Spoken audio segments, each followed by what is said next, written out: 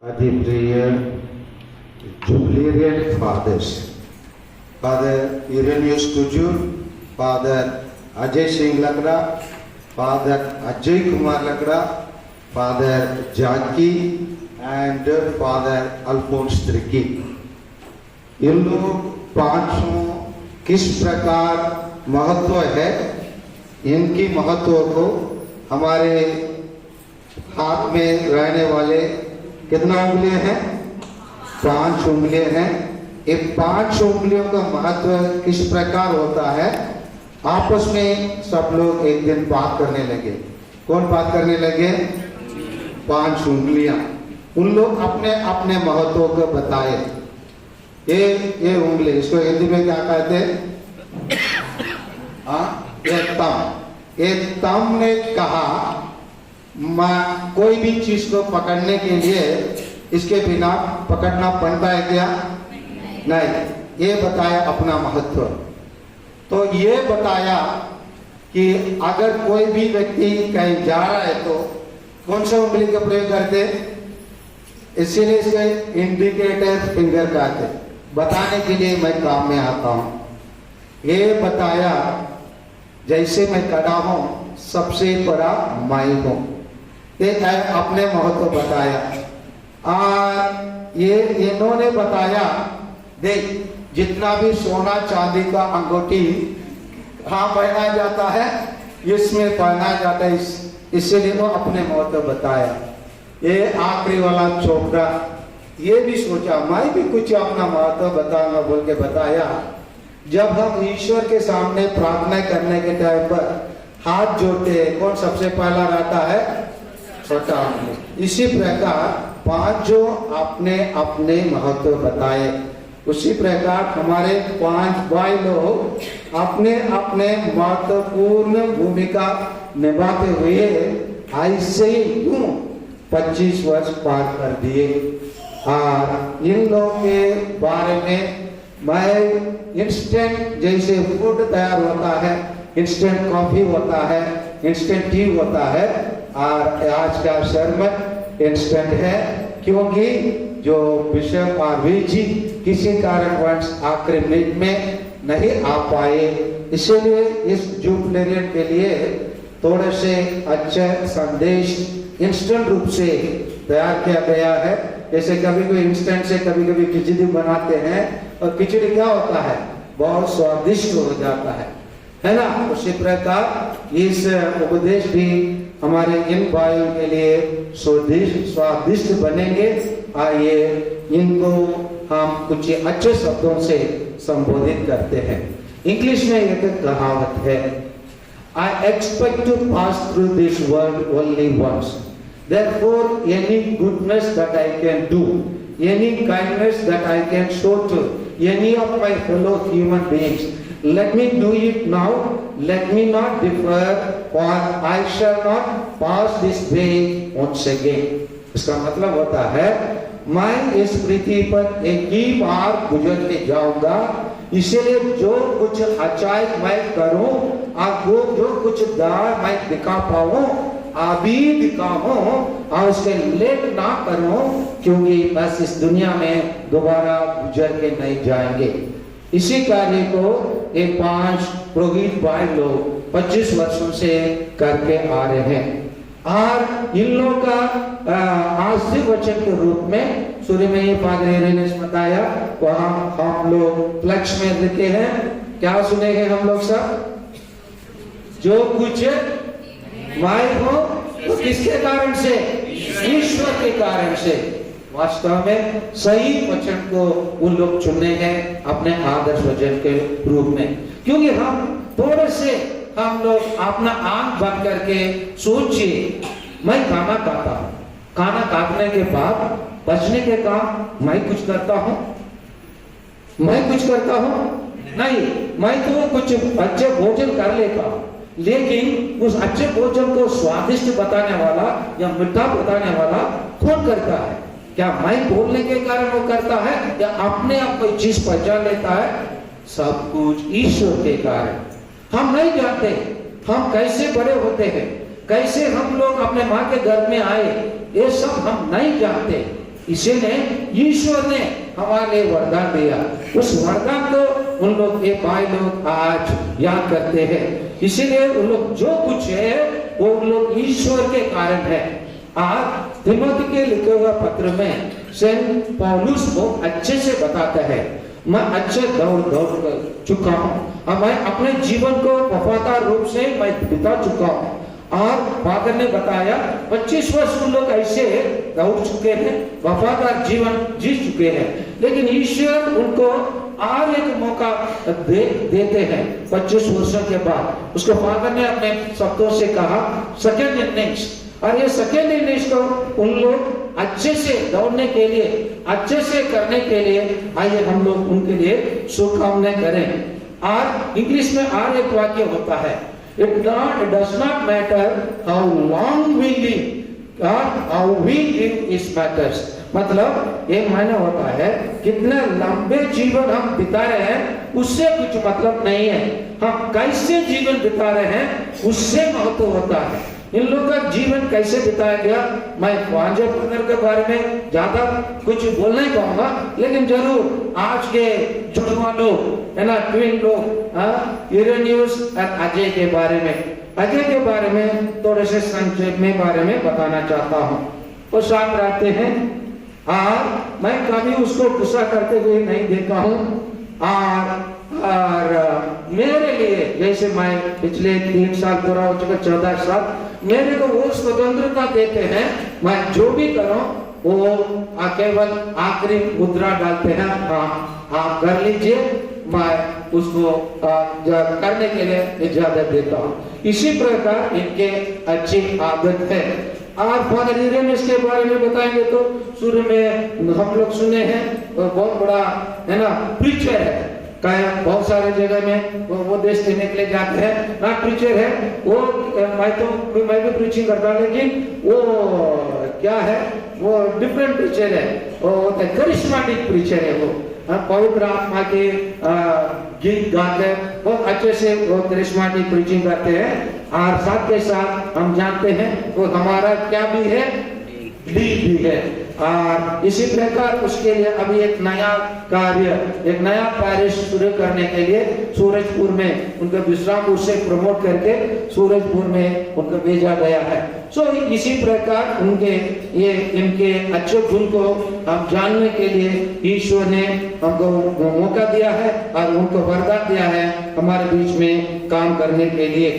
और इनके लिए हम क्या कर सकते हैं प्यारे भाइयों बहनों, हम लोग सब बहुत कुछ नहीं कर सकते हैं, लेकिन हम जो कुछ करें हम उनके लिए प्रार्थना करें और उनको कार्य को हम प्रशंसा करें और उनको कार्य को जो कर रहे हैं उनको हम पीछे आकर फादर आप अच्छे कर रहे हैं और करिए, हम हमारे आपके साथ है।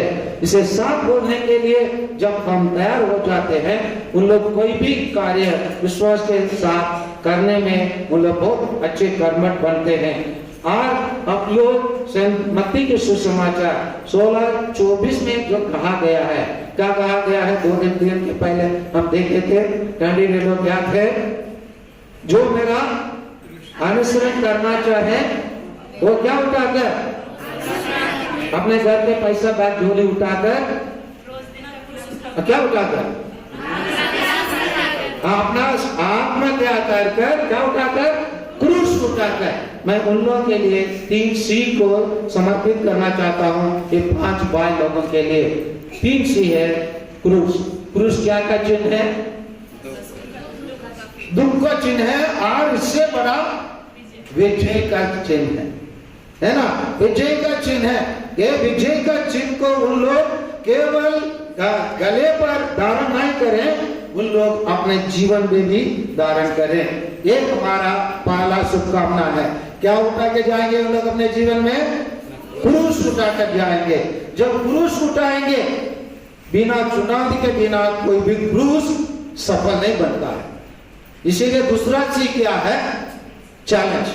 चैलेंज का सामना कीजिए। जब आप लोग चैलेंज और चुनौती का सामना करेंगे तब आप लोग, जैसे हम लोग दूध के अंदर से घी निकालते हैं, उसी प्रकार ईश्वर आप लोग के अंदर है ना, इस वचन को निकालेंगे, एक सुंदर जीवन को निकालेंगे और आप लोग एक आदर्श पुरोहित लोग बनेंगे। इसलिए चैलेंजेस को, चुनौतियों को अपना सामना कीजिए। और तीसरा से ये सर्कमस्टेंसेस के अनुसार जिए। सर्कमस्टेंसेस माने परिस्थिति को अनुसार आप लोग जीवन जीना चाहिए। परिस्थिति के अनुसार क्या है, हमको अक्सर बदलना पड़ता है। हम जब हम बदलते नहीं है, हम वही रह जाते। जैसे कुआं के अंदर रहने वाला पानी को एक बार भी बाहर नहीं निकालेंगे, उसमें गंदे ही रह जाता है।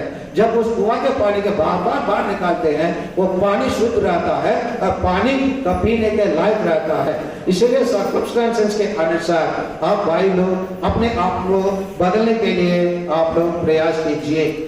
और हम लोग आप लोग से अनुरोध करेंगे, अभी हम लोग एक सुंदर प्रदर्शन हम लोग देखे बाइबल पाठ के लिए बच्चे लोग एक नाच प्रस्तुत किए। क्या है ये नाच? ये हमारे रीति रिवाज से जुड़ा हुआ एक नाच है। ये रीति रिवाज को जारी रखने के काम हम पुरोहित लोगों के पास सौंपा गया है।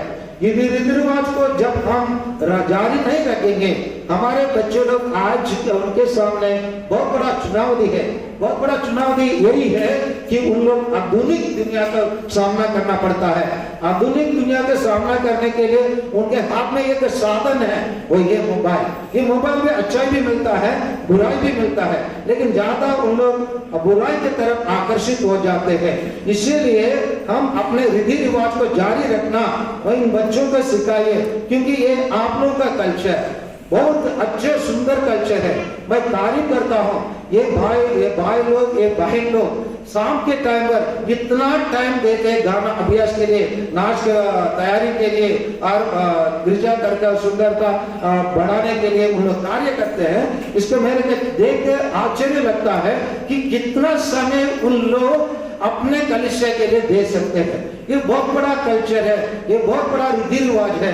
इस रीति रिवाज को आप लोग जब तक जारी रखेंगे, प्यारे भाइयों और बहनों, जब वो जिंदा रहेंगे, क्यों जारी रखने की आवश्यकता है? दुनिया में 7 भाषाओं को प्राचीन भाषा कहते हैं।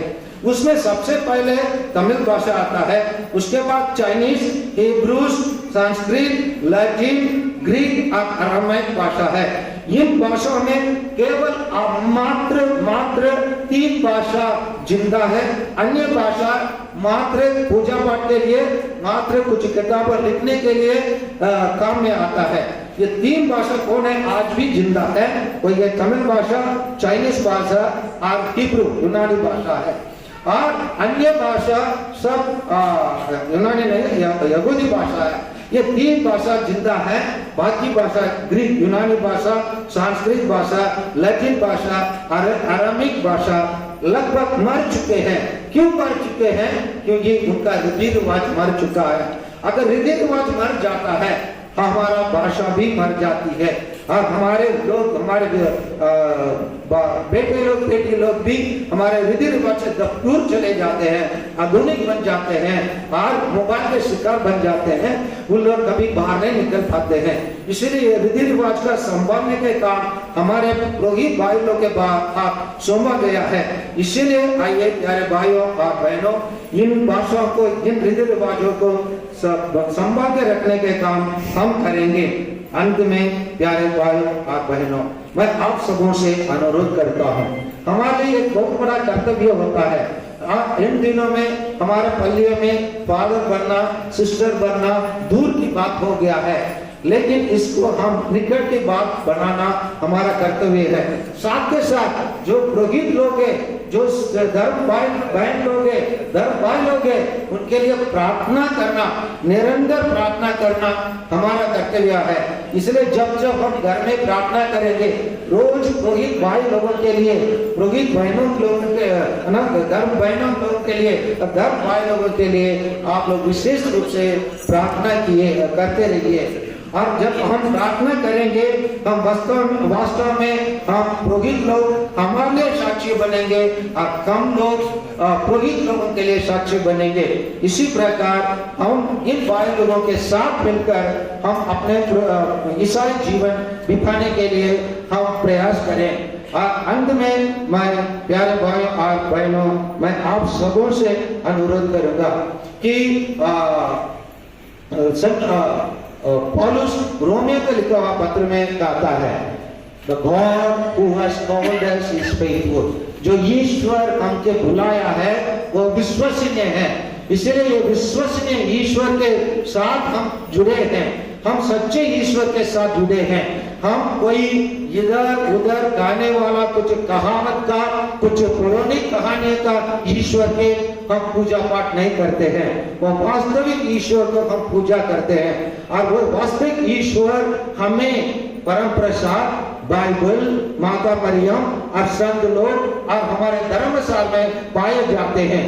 इसीलिए इन सभी चीजों में हम लोग ज्यादा रुचि ले और पुरोहित भाई लोगों के लिए हम निरंतर प्रार्थना करते रहे, ताकि हम उनके लिए जो प्रार्थना करेंगे, हम प्रत्येक परिवार में कम से कम एक पुरोहित मिलेंगे, कम से कम एक धर्म भाई मिलेंगे, नहीं तो कम से कम एक धर्म भाई मिलेंगे। इस विश्वास के साथ आइए हम लोग सब खड़े होकर हम लोग अपने विश्वास को, हमारा धर्म मसाल को हम प्रकट करें। आमीन। जय श्री